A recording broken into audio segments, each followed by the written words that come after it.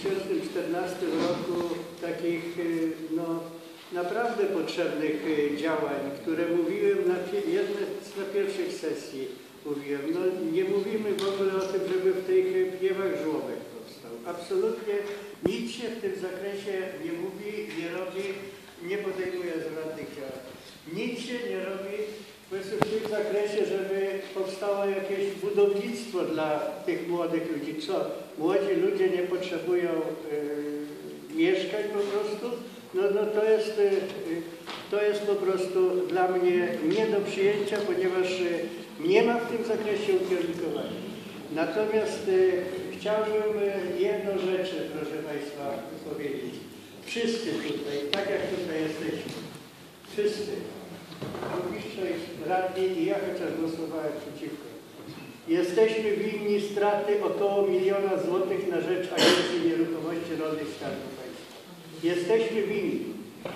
Ja w 2011 roku mówiłem, że odsetki są bardzo wysokie, że one będą 14 czy 15% wynosić powiedzmy w skali roku. Absolutnie, to zostałem tak potraktowany, jakbym mówił coś bardzo niedobrego. Czyż nie można było na przykład wziąć i podpisać takiej umowy, ugody, spłaty, bo to, że zostały wykupione, że zostały sprzedane niezgodnie z prawem te działki, po prostu to nic nie zmieni. Sąd nie zmieni, nic nie zmieni. Trzeba za nie zapłacić według wyceny rzeczoznawców. I po prostu tutaj jest ewidentna strata poprzedniej rady i poprzedniego burmistrza w tym zakresie.